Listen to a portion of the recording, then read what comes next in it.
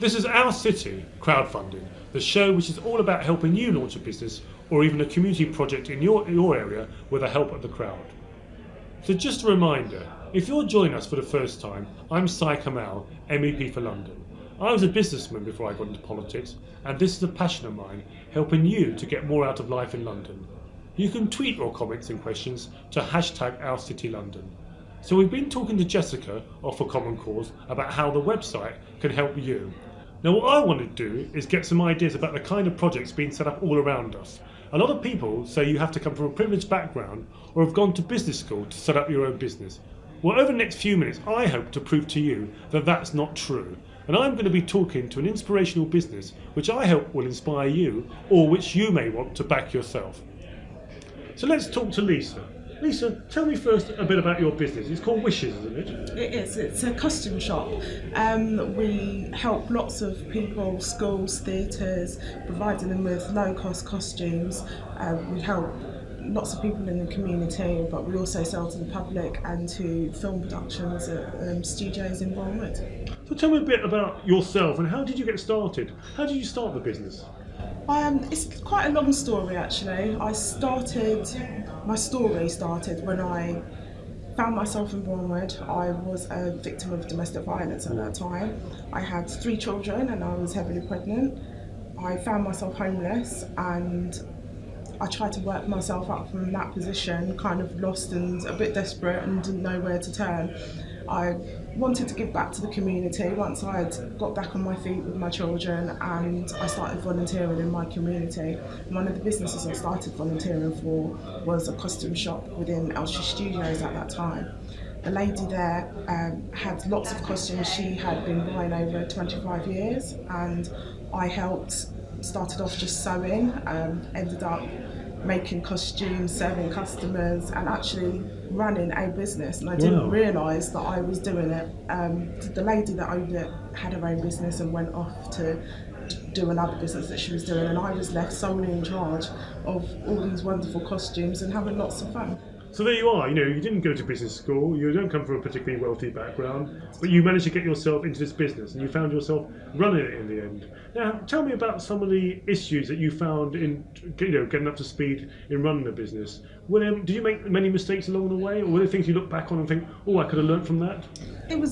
I think the first thing that I learned was really a soulful journey about myself. I never envisaged myself running a business. I never thought that I had the capabilities to be able to do it, but actually just a bit of common sense and putting things in an order, ordering costumes, seeing how the customers are served, trying to improve that, and knowing about my skills and what I could do actually really was all I needed to run that business and to get it started. It was a wonderful opportunity for me. I'd been out there and meeting people, and I was actually enjoying myself and not realising that I was running and managing a business. So it was a big awakening for me, I think, to know that the opportunity is there no matter what circumstances you've been through. You're able to set up a business and to go on doing something and enjoy it. So it was an existing business. Tell me, what sort of customers do you have? Where do your customers come from? My customers come from the studios. We serve quite a few programmes that run there. We also serve members of the general public, so people who are going to fancy dress parties, for instance. They like to try things on. Sometimes when you look on the web, it's packet costumes and they don't get to open them and try them on before they get them. But it was a real experience coming to our shop because they could come in and try things on and experiment, and it was really fun. But I think our biggest clients are theatres and our local schools, and as a social enterprise I try to help them out as much as possible. There's a big cost involved in doing a school performance and trying to get costumes for all those children, and not all families can afford to buy costumes for their children. There's always something going on, Greek Day, Egyptian Day, school theatre, play for Christmas, something going on. It's about giving those people the opportunity to be able to use them and learn how to sew. They come to the shop and learn how to sew and to make things and gain some nice skills. It's just giving back to them, but they seem to really enjoy it and benefit from it. And so when you took over the business, as it were, you had an existing customer base. Did you look to grow the customer base? Did you engage in any marketing? How did you find that, trying to find new customers for the business? I think what I brought to the business, I brought my own personal skills to it. The lady who owned it before didn't sew, so I was able then to meet with people and teach them, and that's my big inspiration, is giving people life skills, not just creating a costume or trying to make money in selling them something, but giving them the skills to be able to go out and turn a sheet into a Roman outfit or something for their child. You know, this is a time of people don't have a lot of money spare, and things like costumes aren't top of the priority list over your normal household bills and things like that. So it's about helping people to gain those skills back and empowering them. Well, I've met you today through For Common Cause. Tell me how you got involved in For Common Cause and how has it helped you? Well, I started off with lots of costumes and I had a client base, but I didn't know how to use those and where to start making myself into a business in my own right. So I came to For Common Cause for advice, mainly strategically. How do I do it? What lawful contracts do I need to put in place? How do I register my business? What sort of business should I be?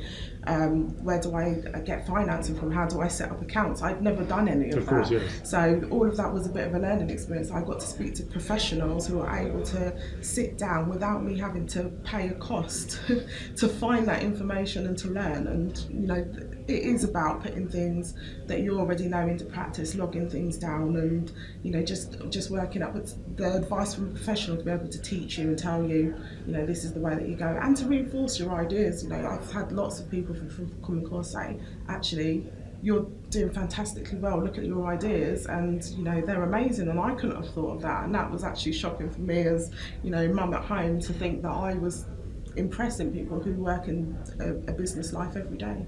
It sounds like, having gone through this process, you yourself have been on a bit of a journey and you seem to have got more confident as you've developed your business. Is that true to say? How do you think it's helped you? It definitely has made me more confident. I know that I can do that. You know, I've come from a background maybe that most people would think there's no hope to be able to change that. I've not only managed to get a business going and by myself. I'm a single mother of 4, and that in itself is a very demanding job, and I've got to a point where I look back now and can be proud that I've managed to do all the things that I've done and juggle my work life and my family life and achieve in both of them. I mean, it sounds fantastic how far you've come, but is there help that you still need? What are you still looking for to grow the business? Unfortunately, with my business, the studios that we used to rent space from didn't have space for us anymore, and so I had to take all the costumes and put them into storage facility, and of course that's not really ideal for people to come and try things on. So my sticking point at the moment, and what I'm trying to solve the problem of, is where can I go? What shops can I rent a shop or hire a space somewhere where I can carry on using the costumes to benefit the people that are around me. So if anyone watching today wants to help, the issue for you is more storage space, and that's really what you're looking for. I need a space for people to come in, try on costumes, and to serve customers, basically. So yeah, where I am is outdoor containers, and obviously people don't want to get changed outside. Of course, so, yes. Yeah, it's not ideal, but you know, we'll get there. Well, I must say your story's been hugely inspirational, and I hope that you will, and I know you will, inspire more people to start their own businesses. And that's one of the great things about For Common Cause, bringing together people like you to give them advice, but to take them to the next level, and hopefully you will inspire the next generation of entrepreneurs. It's been really exciting talking to you, Lisa. So tomorrow, Dave and I are going to be talking about some of the mistakes people make when they first get into business. This is an absolute must-watch. Don't forget to subscribe right now if you're watching on YouTube. Also, if you need any more details on any of the guests, you can follow the links on the screen right now, or go to my website at syedkamall.com and click on the button on Our City, and you can tweet us at #OurCityLondon. So if you've been thinking about an idea for a while, then why not make a few notes on paper today, and we'll look at how we can get them started tomorrow. That sounds good. Have a great day, and I'll see you then.